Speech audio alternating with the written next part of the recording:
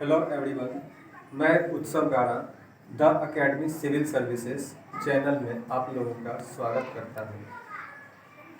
इस वीडियो के माध्यम से हम लोग क्लास 12 के song of my self poem का सारांश जानेंगे। हम लोग जान रहे हैं कि अभी कोविड-19 के प्रोटोकॉल के कारण कोचिंग संस्थानों को बंद कर दिया गया है। ऐसे बच्चे जिनका ये छूट गया है या अन्य बच्चे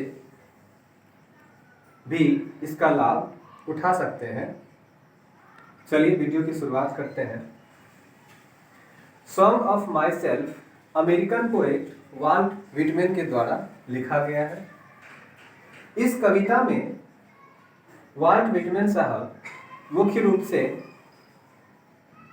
अमेरिकन लोगों को अमेरिका के प्रति पेट्रियोटिज्म यानी कि देश प्रेम की भावना जगाने का प्रयास किए हैं।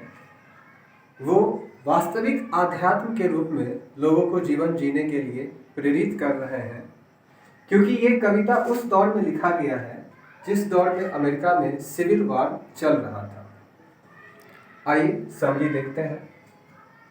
Song of myself is a spiritual and free verse poem written by Walt Whitman।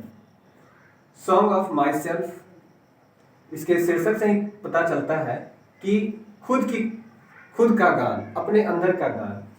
यह एक आध्यात्मिक और फ्री वर्स स्वतंत्र कविता है जो वाल्ट व्हिटमैन के द्वारा लिखा गया है।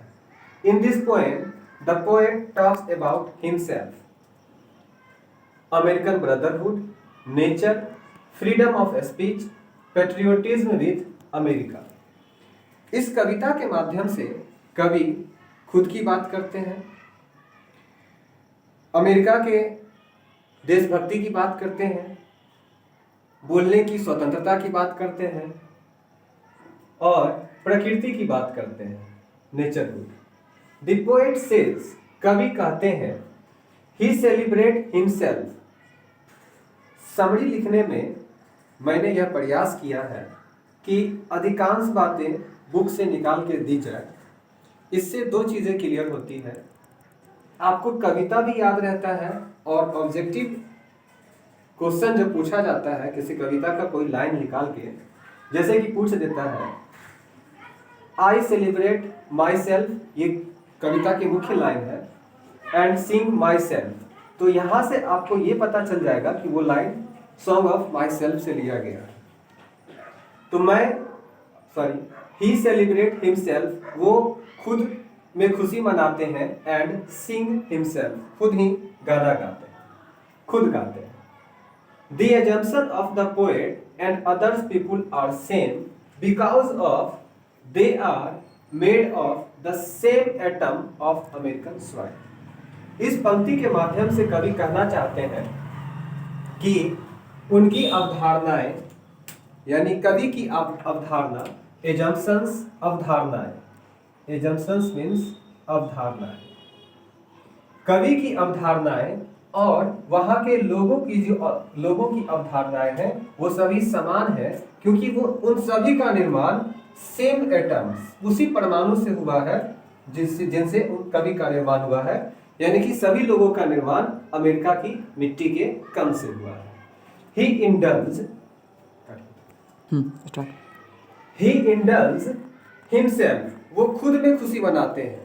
इस कविता में हमने पहले ही जिक्र किया, पहले तो वो मातृभूमि के प्रति देशभक्ति की बात करते हैं, अमेरिका के प्रति देशभक्ति की बात करते हैं। उसके बाद वो अपने आप में विलीन रहने की, अपने खुद में तल्लीन रहने की, स्वार्थी बनने की, स्वार्थी इस सेंस में कहा जाए कि विडंबना पूर्ण चीजों को छोड़कर खुद में तल्लीन रहा जाए, इस पर जोर देते हैं। तो कवि कहते हैं ही इंडल्ज हिमसेल्फ, इंडल्ज मीन्स खुशी मनाना, खुशी मनाना, खुद में लिप्त रहना, वो खुद में लिप्त रहते हैं।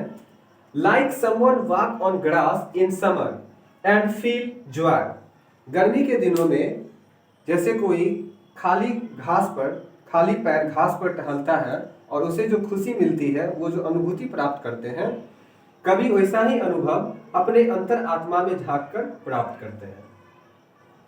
He says, कवि कहते हैं, his parents and their parents of their parents, मतलब कवि उनके माता पिता सभी अमेरिका से संबंधित हैं। इस पंक्ति से ये समझ में आता है His parents and parents of their parents, उनके पिता के पिता यानी कि कवि के दादाजी, इन सभी दादा दादी, इन सभी लोगों का संबंध अमेरिका से है। इस लाइन से वो देश प्रेम की भावना बताना चाहते हैं। He wants to spend healthy life till his death, जब तक कि उनकी मृत्यु नहीं हो जाती है तब तक वो स्वच्छ जीवन व्यतीत करना चाहते हैं। He says to the poor people of America to give up the useless creeds and schools, वो अमेरिका के लोगों से, क्रीड्स मीन्स होता है अवधारणाएं, अवधारणाएं अवधारणाएं और स्कूल्स मीन्स विचारधारा, सोच। तो वो अमेरिका के लोगों से कहना चाहते हैं कि जो अनावश्यक विचारधाराएं हैं उनको छोड़ दें और वो प्रकृति की मूल एनर्जी के साथ खुश रहे, एंजॉय करें। ही एक्सेप्ट एवरीथिंग रिगार्डलेस गुड और बैड, कवि कोई भी चीजें जो बुरी है या अच्छी है सभी को स्वीकार करना चाहते हैं, सभी को स्वीकार करते हैं। रिगार्डलेस मीन्स गुड और बैड के संदर्भ में बोला गया है, मतलब वो सही हो या गलत हो, इस संदर्भ में रिगार्डलेस का यूज करते हैं। संदर्भ देने के तत्व के हिसाब से रिगार्डलेस का यूज किया जाता है।